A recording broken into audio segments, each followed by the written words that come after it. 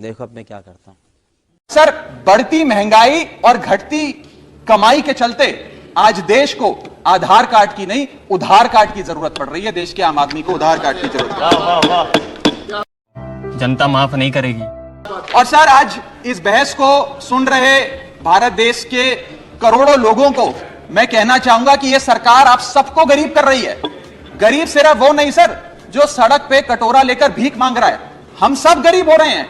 गरीब इसलिए हो रहे हैं कि हमारी आमदनी नहीं बढ़ रही, लेकिन महंगाई बढ़ती जा रही है। सर, मैं उदाहरण देता हूं। एक शख्स जो 20,000 रुपए महीने के कमाता था और 18,000 रुपए खर्च करता था, वो महीने का 2,000 रुपए बचाता था। आज उसकी आमदनी 20 की 20 है, 20,000 है, लेकिन खर्चा 18,000 से बढ़कर 25,000 करोड़ हो गया।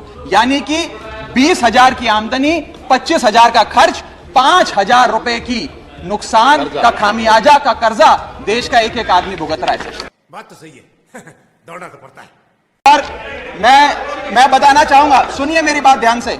जब 2014 में महंगाई का आलम देखिए सर, 2014 में जब यह सरकार बनी थी तो पेट्रोल 55 रुपए प्रति लीटर पे बिकता था। आज पेट्रोल 100 रुपए प्रति लीटर पे बिकता है। डीजल 45 लीटर पे बिकता था, 45 रुपए प्रति लीटर। वो डीजल आज 90 रुपए प्रति लीटर पे बिक रहा है सर। एक गैस का सिलेंडर 400 रुपए का मिलता था बाजार में 2014 में जब इनकी सरकार आई थी। आज वो गैस का सिलेंडर 1100 रुपए का हो गया सर, 1100 रुपए का। दूध 1 लीटर 36 रुपए का मिलता था, दूध आज 60 रुपए प्रति लीटर हो गया है।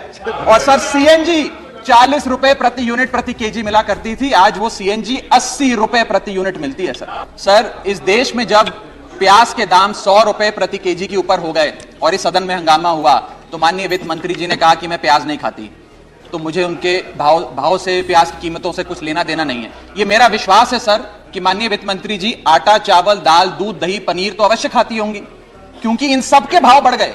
जीएसटी लगा लगा के इन्होंने देश की थालीनॉमिक्स, फूड इन्फ्लेशन को बिगाड़ दिया।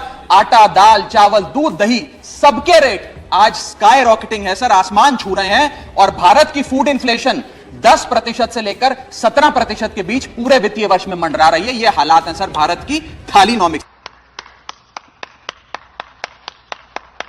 की।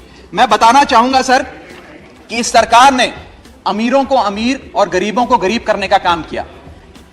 पर कैपिटा इनकम किसी भी देश की आर्थिक स्वास्थ्य का एक बहुत बड़ा इंडिकेटर होता है। भारत की पर कैपिटा इनकम वित्तीय वर्ष 2021 में सर 9,160 रुपए से गिर गई। यानी कि हर व्यक्ति की औसतन कमाई 9,160 रुपए गिराने का काम किया। यानी कि आमदनी 98, खर्चा रुपया, यह सरकार ने करके हम सबको दिया है सर। तीसरी बड़ी बीमारी जो भारत की अर्थव्यवस्था को लगी हुई है वो है आर्थिक सुधार का झांसा, the hoax of economic recovery. इस वित्तीय वर्ष के पहले क्वार्टर में भारत की आर्थिक विकास दर 13.5% थी।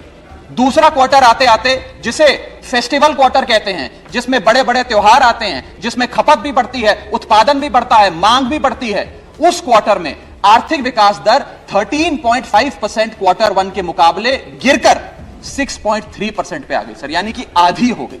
और अगर आप पिछले साल के क्वार्टर सेकंड से दूसरी तिमाही से कंपेयर करें तो क्वार्टर ऑन क्वार्टर 2021 में 8.4% दूसरी तिमाही की ग्रोथ थी, और इस बार इस क्वार्टर में जो अभी समाप्त हुआ 6.3% है। यानी कि भारत की आर्थिक विकास दर घटती जा रही है। और मुझे बड़े दुख से कहना पड़ रहा है कि जब वित्त मंत्री जी फरवरी में वित्तीय वर्ष 23-24 का बजट प्रेजेंट करेंगी, तब भारत की चौथी तिमाही की आर्थिक विकास दर 5% से भी नीचे होगी, which is unprecedented in recent time sir. यह भारत की इकोनॉमिक ग्रोथ की हालत है।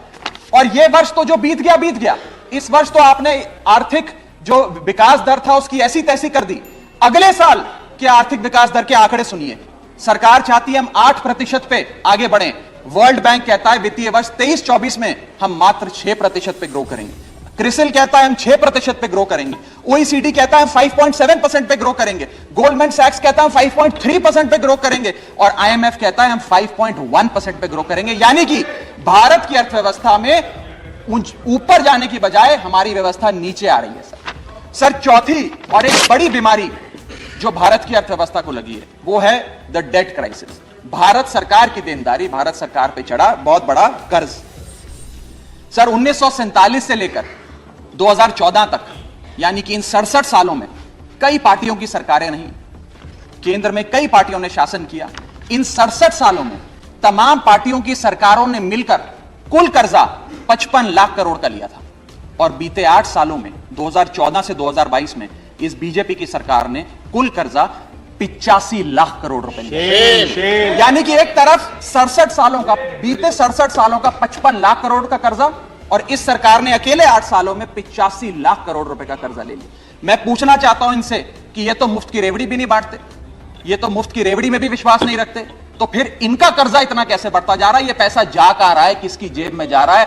दोस्तवाद की नीति के तहत कौन से इनके दोस्त हैं जिन्हें फायदा पहुंचाया जा रहा है? ये मैं पूछना चाहता हूं सर 2014 में जब भाजपा की सरकार बनी तो government debt to GDP ratio 40% था, मात्र 40%।